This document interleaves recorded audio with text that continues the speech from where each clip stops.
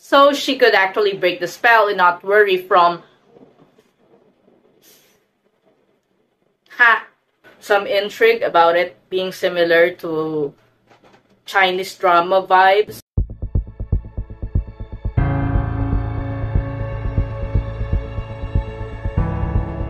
Hi there, K-drama lovers! Alchemy of Souls premiered over the weekend, and I can say that show is fantastic. I love the special effects and the storyline, which revolves around Naksu, an assassin mage who is also a soul shifter. She is played by the actress Jung So-min.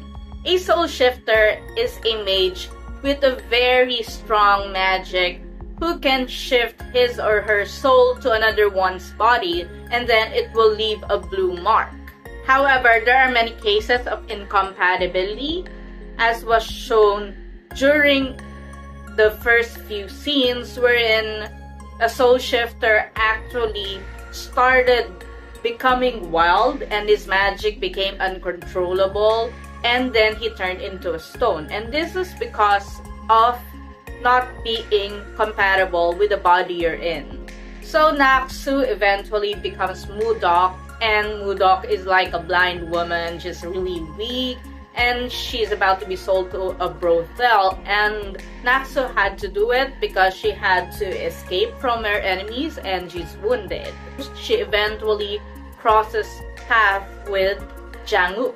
Jang-wook is played by Lee Jae-wook, and he is the son of a very powerful mage, and his magic is sealed, and thus is his dilemma and solution when he meets Naksu, because Naksu is a person who is not bound by the rules of their land or their kingdom or the mages is with, so she could actually break the spell and not worry about any repercussions. And then Jang-wook could now be a mage. She could learn spells and everything with the seal broken.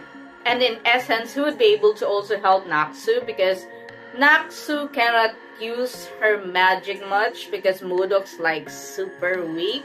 And after that river scene, Naksu decides she could actually use Jang-wook's magic to augment her own, and she would be able to return to her former powerful state.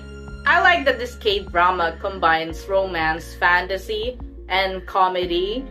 Just like from now on it's showtime, but this is a different level because you have those fight scenes, those elements, that scary dog with a smoke who sniffs out soul shifters. So I think this is a really big budgeted drama, and they got some veteran actors I like. So we have the capable actress Yeom Ye-ran in a cameo, and of course we know her from The Uncanny Counter, and she appeared in a cameo, but possibly she would have a bigger role in the series, because you know that's a cameo that's really too insignificant from someone of Yeom Ye-ran's stature. Then we have Yoo Jun-sang, who plays Jang-wook's uncle and one of Naksu's enemies. In fact, he's the one who damaged her in the beginning. And finally, we have a chameleon actor.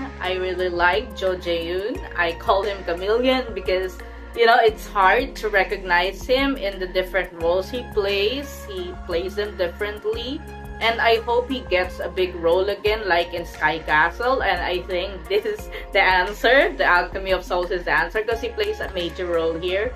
He plays Naksu's mentor, and I think he, you know, is pulling strings from the shadows, because I don't want to spoil anything, you have to watch it. But he plays a really big role here, and possibly is actually the main antagonist of the show, but we'll have to wait and see.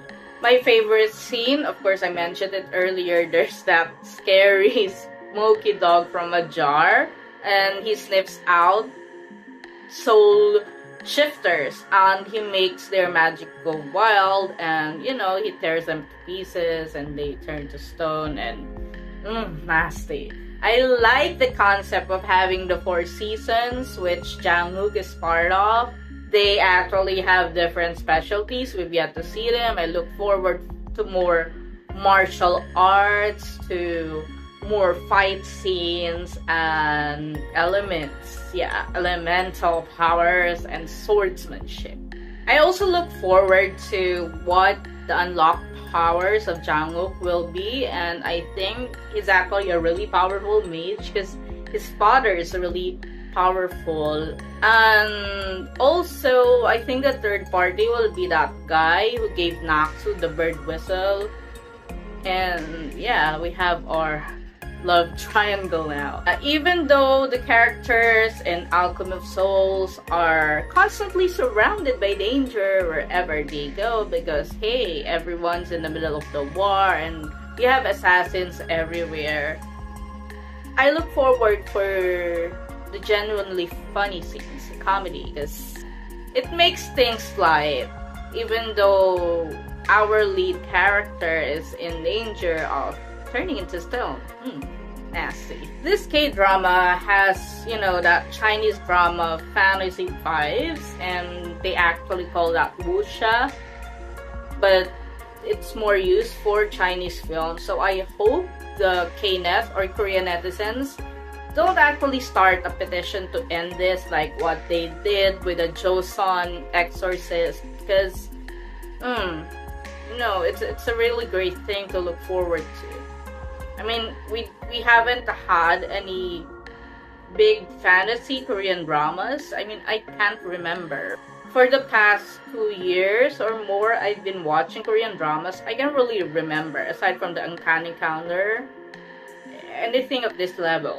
With this level of special effects, with this level of plot, you know, with the intrigue and everything, with its own mythology. So yeah, I hope this show goes off without a hitch, without people trying to ruin the show and wanting to have it cancelled for some intrigue about it being similar to Chinese drama vibes. So that's it. I really like it. You should watch it. I watch it, and I guarantee you will actually enjoy it. Okay, before I say goodbye, I would just like to remind you that today is the 22nd, so tonight you will be able to watch the first episode of The Youngest Son of a Conglomerate. That is the new Korean drama of Song Joong-ki since Vincenzo, which was a hit. So I wonder what's in store for this. I'm looking forward to it. And if you want to watch it with subtitles, you have to wait until around tomorrow morning. So that's it. Thanks for watching, guys. Tune in for more reviews.